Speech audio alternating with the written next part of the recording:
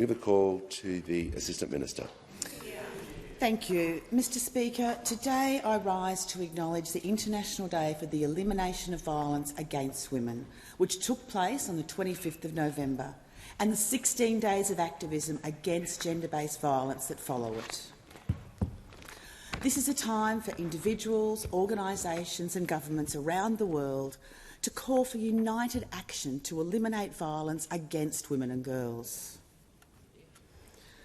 It's also a time for us to reflect on the tragic costs of violence and how we can collectively, as a society, galvanise our efforts to prevent it from occurring.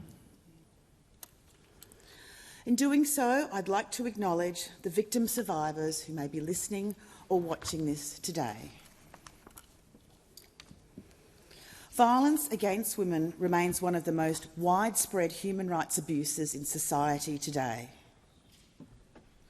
Globally, an estimated 736 million women, that's almost 1 in 3 women worldwide, have experienced physical or sexual violence at least once in their lives. In Australia, as many as 1 in 6 women have been subject to physical or sexual violence since the age of 15.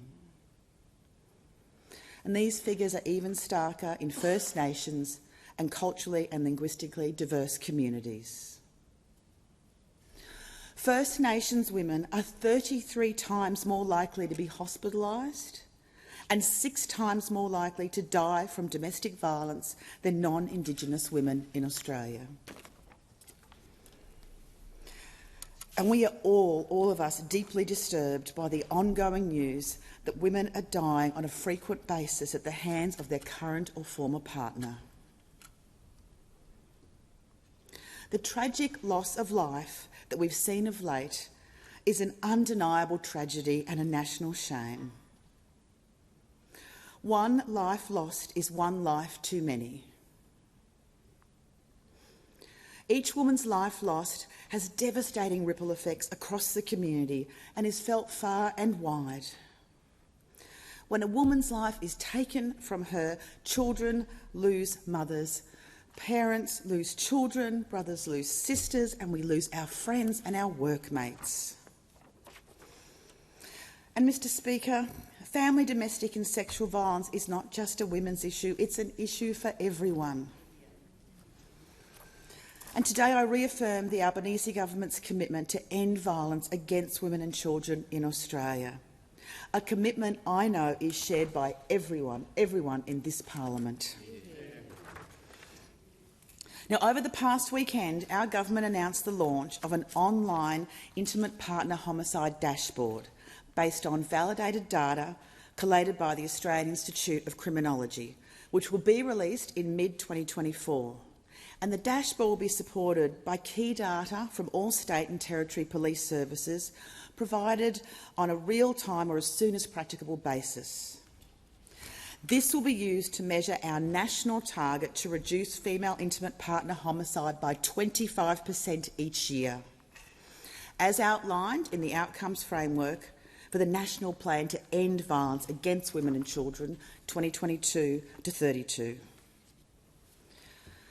The Albanese Labor government has invested $2.3 billion across the past 2 budgets to deliver ambitious reforms to address the drivers of family, domestic and sexual violence and ensure victim survivors have the support that they need. Since coming into government, we've passed legislation to provide 10 days of paid family and domestic violence leave, including for casuals. We're implementing all 55 recommendations of the Respect at Work report, and we're delivering key legislative changes as a result. Crucially, we've passed our Housing Australia Future Fund to support those escaping violence or older women at risk of homelessness. We're also delivering another $100 million for our Safe Places Emergency Accommodation program, because women and children should be able to access a safe place when they need it most. We've fixed the escaping violence payment, reducing the time it takes victim survivors to access support by 22 days. Importantly, we raised the age cut-off to the parenting payment single from 8 to 14, ensuring single mothers get the support they need. We've bolstered the frontline workforce and we're extending funding for states and territories to deliver frontline services, including ones that were due to end. We've also continued funding for key national support programs such as 1800RESPECT. And we've made family law reform a priority by making the family law system simpler and safer for people who are fleeing violence, including by putting children at the centre. It's vital that victim survivors are given confidence that the justice system will deliver equitable and consistent outcomes whilst minimising the risk of re-traumatisation through the justice process. Mr. Speaker, a significant component of our investment is in prevention. This work will advance gender equality, promote respectful relationships, develop healthy masculinities and behaviours in men and boys, and make our workplaces safer. Of course, government cannot do this alone. All levels of government, organisations, businesses, workplaces, schools, communities, the media, and individuals, including men, we must all work together towards our common goal of making Australia a safer place. In doing this, I'd like to acknowledge the tireless work, dedication and passion of industry leaders, community sector organisations, advocates and frontline workers who provide vital support to women and children and champion change. In particular, I'd like to recognise the work of organisations such as No to Violence and Movember, who are actively encouraging conversations around positive and healthy masculinity, and how men can reject attitudes that condone gender-based violence.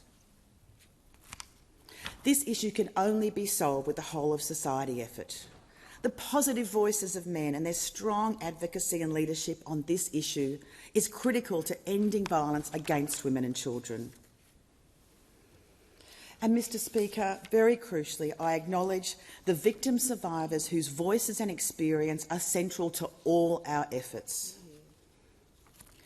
And I offer my deepest thanks to the victim survivors who use their experiences as a platform for change, and I am continually in awe of their bravery and fortitude in making these contributions. Now, Mr. Speaker, prevention is a key part of our approach to ending violence against women and children and forms one of the 4 domains of the National Plan. Prevention is also the focus of this year's 16 Days of Activism, which carries the theme Unite, Invest to Prevent Violence Against Women and Girls. And much of this vital prevention work is being delivered through partnership with Our Watch, who we've provided $100 million over 5 years. With this funding, Our Watch will increase prevention activity in key settings, test innovative prevention approaches in new settings, and enhance and expand education campaigns. In the 2023-24 budget, our government also committed funding for a number of sexual violence prevention initiatives, including $8.2 million to design, deliver and evaluate multiple trials to prevent sexual harm and violence, $3.5 million to support teachers' consent to develop resources for young people aged 16 years and above, and $6.5 million to work with states and territories to strengthen and harmonise sexual assault and consent laws and improve criminal justice responses for victim survivors.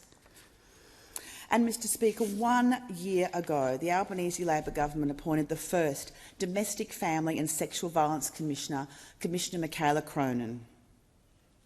The Commission formally embeds the voices of victim survivors at a national level and ensuring that a diversity of lived experiences are heard and championed. Importantly, the Commission works with the sector to track progress and measure the impact of the National Plan, keeping governments accountable to their commitments. And I'd like to thank the Commissioner for delivering the first interim statement tabled in Parliament today. Our government is committed to ending violence against women and children in 1 generation. While significant steps have been taken by Commonwealth, state and territory governments, as well as key stakeholders, there is much more work to be done. because no woman or child in Australia should live in fear. And change requires everyone to take up the challenge, and we must meet this challenge with unwavering commitment. Our government, the Albanese government, is committed to ensuring all Australians can live life free from violence. And I encourage everyone here and in the community and across the nation to use the momentum created by these 16 days of action to continue this advocacy every single day. Thank you. Yeah.